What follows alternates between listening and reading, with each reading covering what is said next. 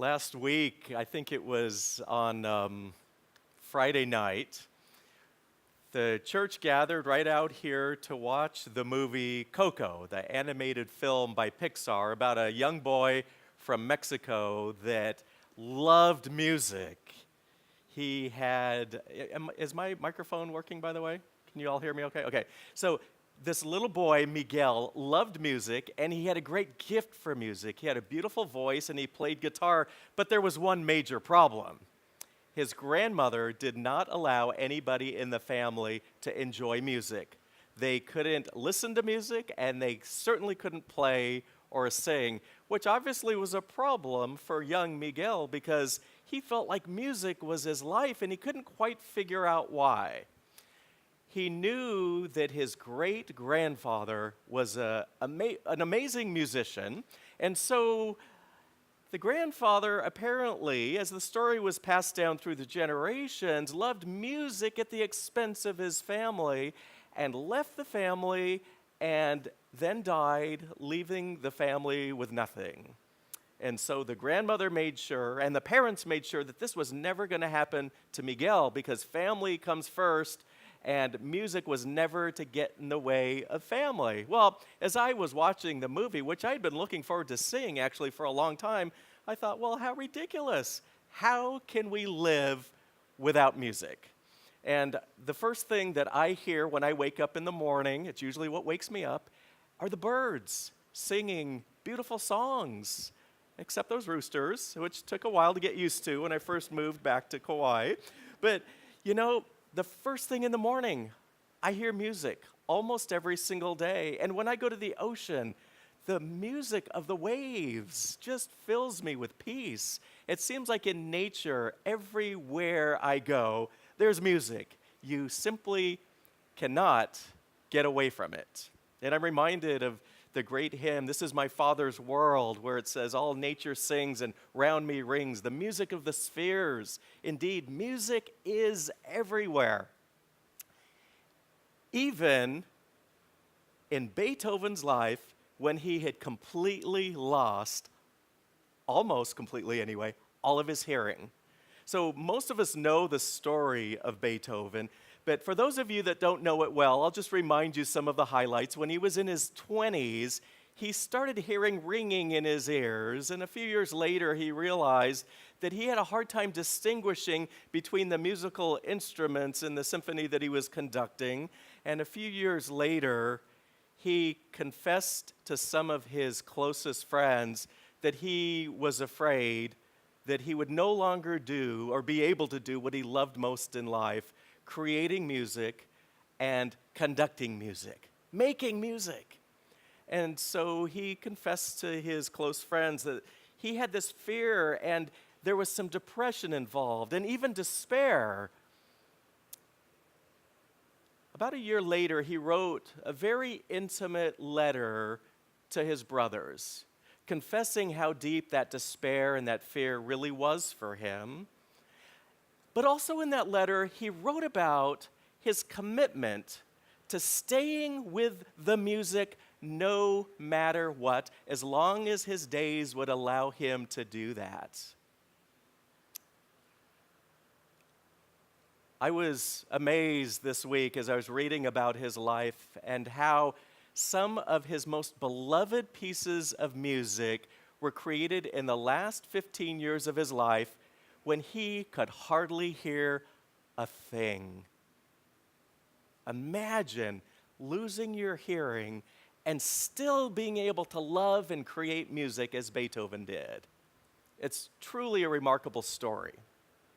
Well, many, many years later, in 1907, a man by the name of Reverend Henry Van Dyke took the music to Beethoven's Ode to Joy, and he created the words for "Joyful, joyful, we adore thee."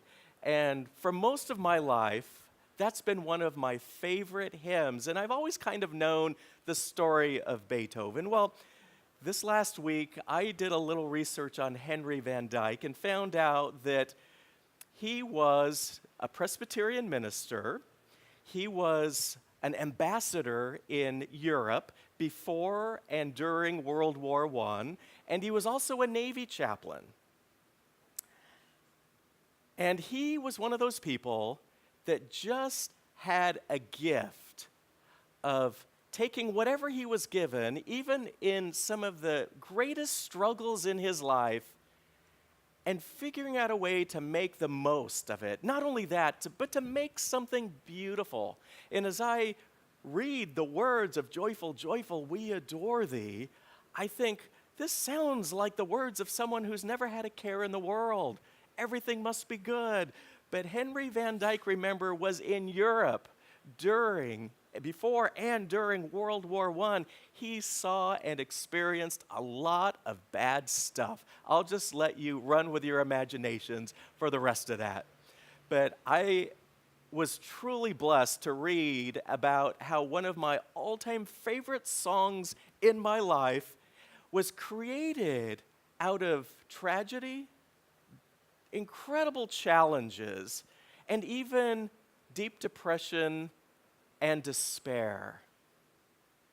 Indeed, you cannot keep people away from music.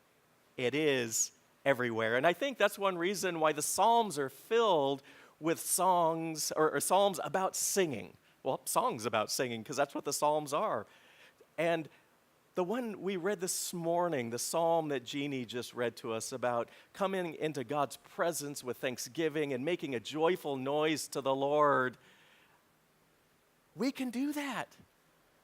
And over and over again in the Psalms, there are instances about making a joyful noise and singing. And in Colossians, in the New Testament, there are those words that Jeannie also read about with thanksgiving in your hearts, sing psalms, hymns, and spiritual songs to God.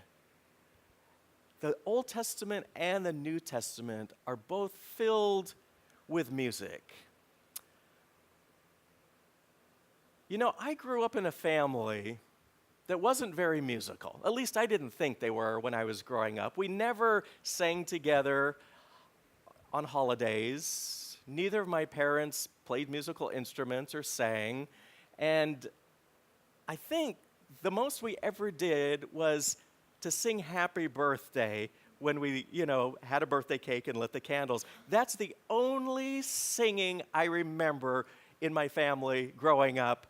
And I'll just tell you, that song wasn't very good. We didn't sing it well. And, to me it was like, that's no big deal. I didn't know any better. But I knew that I loved music, and when I was in elementary school, I asked if I could play trumpet. And I think my parents are thinking, well, we don't have money for that. But they rented a trumpet for me for a few years, and that's why I blow the poo shell once in a while. But I loved the trumpet. And then when I was a little bit older, I played guitar and ukulele for a number of years. And then from 7th grade through 12th grade, I sang in our church youth choirs. But there was something about music that just kept drawing me to want to express myself somehow musically. Well, when I took my first trip from California, where I grew up, to Hawaii Island, to Hilo, where all my dad's relatives were from, where my dad grew up, one of my favorite memories from that trip, we were over there for about a month. It was my very first trip to Hawaii, and the first time being together with the extended family. We were at a park under a pavilion in Keaukaha near Hilo Bay. And my Uncle Bill Lai, he managed Metronome Music Store in Hilo, and he taught the people who bought his instruments how to play those musical instruments. So he actually showed me how to play and strum a ukulele, and he actually gave me a guitar. It was an old one, but I thought it was the most beautiful gift in the world. And he taught me how to play guitar a little bit. And unfortunately, I didn't stick with all those instruments. I just kept singing in the choir at church. But I remember what a great feeling it was to be together with family, and for hours, even after the sun went down, we just kept singing and listening to Uncle Bill and the other musicians in the family play. And I just remember thinking, that was one of the most special days in my life. It was so special. And it occurred to me, I think at that time, my family is musical after all. Who knew? So anyway, most of you know about the book I wrote, The Volcano is Our Home, and I'll tell you, one of the greatest things for me in researching that book was coming across a song called Mokuhulu. And Mokuhulu is a little tiny Hawaiian village not far from the ocean that is really, it's disappeared. I mean, I think the lava's covered it over by now. But for many, many years, people even in that area didn't know where Mokuhulu was. But something like 100 years ago, a song was written, and it talks about Mokuhulu being this place just a little further away from the ocean, from the other Hawaiian fishing villages that were right on the ocean. And it talks about how the trees grew in abundance there. And in the song, it talks about the ulu, or breadfruit trees, the coconut trees, and the beautiful ohia trees with those brilliant red blossoms. And then the song takes you down to the coast to a place called Kaimu, which is where my great-great-grandparents raised my aunt and my uncle, and where my dad used to play in the black sand beach. And that place is known to many people as the famous black sand beach that got covered over by lava in 1990. And it was just the most picturesque little crescent-shaped beach where people would sit under the coconut trees and have picnics on Sunday afternoon after church. But the people in Kaimu knew the place especially for the abundance of seafood, including seaweed. Everybody in that area knew this is where you go to pick limu and all the other forms of seaweed that they all ate on a regular basis as a part of their Hawaiian diet. And then the song takes you a little bit further down the coast to a place called Kalapana. And of course, the whole area became known as Kalapana eventually because it was really the heart of the community, and more people from the lower Puna coast moved there. But Kalapana was known in particular historically for an event. In 1883, Queen Emma went there. She was doing a tour on horseback around part of the island, and when she arrived in Kalapana, she mentioned that she was thirsty, and the men of Kalapana, out of respect for Queen Emma, tied some ropes or vines to the coconut trees and pulled them down so that as she was mounted on her horse, she could just reach and take the coconut and drink from the coconut without having to get off her horse. And the people of Kalapana were so proud of the fact that they figured that out, that they kept the trees bent for many, many years with those ropes in memory of that event for Queen Emma. And then finally, when they untied the trees, they were used to growing like this. And so there were trees in Kalapana that actually, the coconut trees actually went like this. And then the song takes you all the way to Kapa'ahu, the little village where my great-grandmother was born. And this is the woman that raised my dad. My dad was Hanai to his Hawaiian grandmother and Chinese grandfather. And Kapa'ahu was known for this beautiful, stunning place called Queen's Bath. Queen Emma actually went there, and it was this deep, deep crevasse in the lava. And my dad, I remember, took me there on that first trip to Hawaii when I was 11 years old. And there's this cliff, which I thought was like the tallest cliff in the world. It was probably somewhere where these windows were, but my dad actually, crawled up the side of the cliff on the black rocks, the lava, and he jumped into Queen's Bath, and he told me I could do the same thing. Well, the water was so clear, it looked like I would, land on the bottom and break my leg, and I just said, Dad, I'm afraid I'm going to get hurt. And he said, it's so deep you couldn't possibly get to the bottom. It's just so clear. It looks like the bottom of, Queen's Bath is really close. So I took him at his word, and I climbed all the way up to about here, and my little 11-year-old body jumped off, and it was quite an experience for me. But that's what Kapa'ahu was known for all over that region. That's where people went to go swimming and bathing and getting water for their animals. There was a stream that went through, and all of a sudden it just dropped off right there. But anyway, this song was written in such a way that it engages all of the senses. And the first time when I was writing my book and I came across this song, I thought, this song is about all of the little Hawaiian villages where my ancestors are from. And as I closed my eyes, I could see it. I could actually smell the limu and seaweed in the ocean. I could taste that coconut. I could hear the wind rustling through. And I could even feel, with chicken skin on my arms, what it felt like diving into Queen's Bath. I just thought it engaged my senses, and some of the best Hawaiian songs do that. You feel with all of your senses what it's like.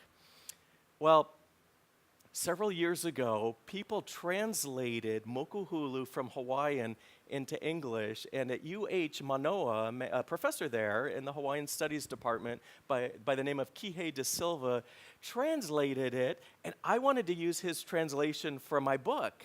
And so I knew my publisher wouldn't let me do that without permission, and of course I wanted to ask him permission, and I just kind of wanted to meet him anyway. So online I had this virtual conversation, and I just explained to him why this song was so important to me.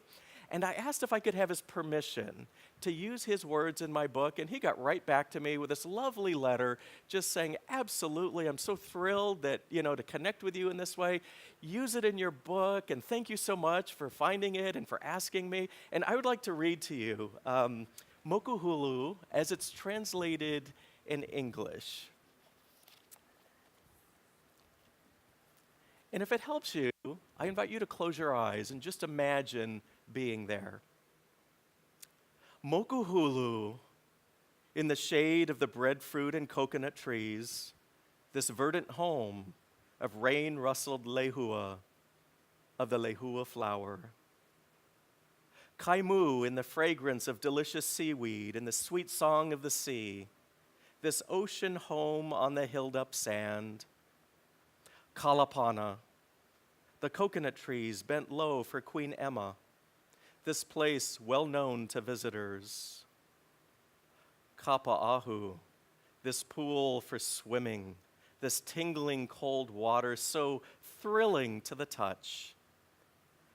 To sing the summery refrain from Puna comes the fragrance that is carried here to me. Well, I'll just tell you, when I got a hold of that song and permission to be able to print it, I was so thrilled because I so identified with the places in the song. And I thought to myself, even after the book was published, so I had moved to Kauai about 4.5 years ago to be your pastor, and even after the book was published, I had never heard Mokuhulu sung before. I went back to Kalapana and talked with my distant relative, Uncle Robert Keli'iho'omalu, and I had visited with him several times and talked to him about his experience and his memories, because he actually helped me write my book from what he told me about his memories and the history and the genealogy. And I said, Uncle, there's a song that I understand that one of our ancestors wrote. I learned later that most likely that song was written by my great-great-grandfather, Harry or Hali Keli'iho'omalu. So I'm talking to Uncle Robert about this song that I would love to hear someday, and little did I know that Uncle Robert was married to a woman by the name of G-Girl Keli'iho'omalu, who was a recording artist of Hawaiian songs. And Uncle Robert gave me a cassette tape. Do you remember those things? They're about this big with the little holes on each side. And he said, this is a recording of Mokuhulu by my beloved late wife. I was so excited. I couldn't wait to actually hear what the song sounded like, because I'd never heard it before. And in the old days, once in a while, the tape would get stuck inside the cassette, and you'd take a pencil and loosen it. Well, this cassette tape was so frozen that I couldn't get it to move. So when I stuck it in the cassette player, when I finally found one, it just snapped. And I did everything I could. That thing wasn't going to move. And so this was about 4 years ago, 3.5 to 4 years ago. And I thought, I thought I finally was going to be able to hear this song that's part of my family and part of my heritage. And I thought, well, I'll just have to trust that one of these days when the timing's right, it's going to happen. So I was down at Poipu Beach one day. It was about almost 4 years ago. I was driving home, and right about as I was driving past Keoki's, this song came on the radio, and I heard Mokuhulu. I'll just tell you, I had to pull over. I pulled over and I stopped and I listened to the whole song as it was sung in Hawaiian, and I knew the words in English because it's in my book. And I thought, I know what they're singing about. And I'll just tell you, talk about chicken skin. Over and over and over, every single word, I felt like I was back there. And I don't know how long I had to stay parked over there, but I had tears in my eyes, I had chicken skin all over, and I felt like, finally I get to hear this song. It was quite a day when that happened. And I figured out on Pandora how I can listen to it all the time. So now, several times a week, I listen to Mokuhulu. And as I was preparing for today's sermon, I thought, every single one of us has certain songs that we hold right here in our hearts, songs that are so meaningful to us, songs that inspire us and connect us to other people, songs that connect us with everything else. And I hope that we will pay attention to all of those songs, to open our hearts to them, open our minds, open our hands, our very lives, to let the music come in and transform us, and through us, to transform the world. I know that every once in a while, something special happens.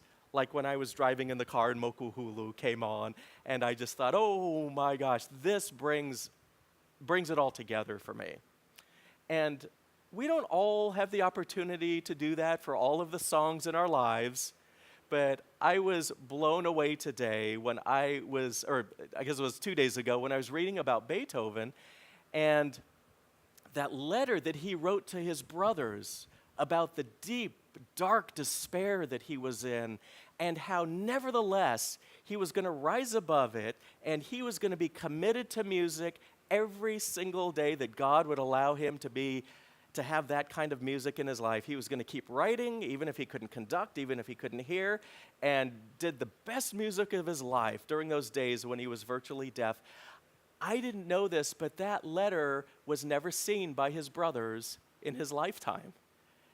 He wrote the letter with the intention of giving it to his brothers, and then after he wrote it, he changed his mind and he put it in a drawer or somewhere in his office.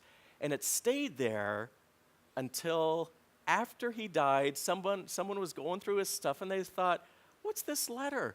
And they opened it up and they read about this deep, deep, dark despair that he was going through, that he never shared verbally at that level with anybody else. And yet, he also shared about this commitment that no matter what the challenge would be, he was going to embrace music every day of his life that he was allowed to do that. I don't know what else to say except that we all know that the music in our lives holds secrets. And they hold things, every song holds something that we don't know about. Once in a while, we get a little glimpse of the depth of that particular song. But I'm pretty confident that every single song that we know and love holds some of those secrets. And so I invite you, as you hear songs that you love, that you will fully embrace them, knowing that you will probably never know all the secrets of that song, but knowing that they're in there. And just by chance, perhaps, you might get a little glimpse of one of those secrets someday. And in the meantime, just enjoy the music and sing joyfully. Amen.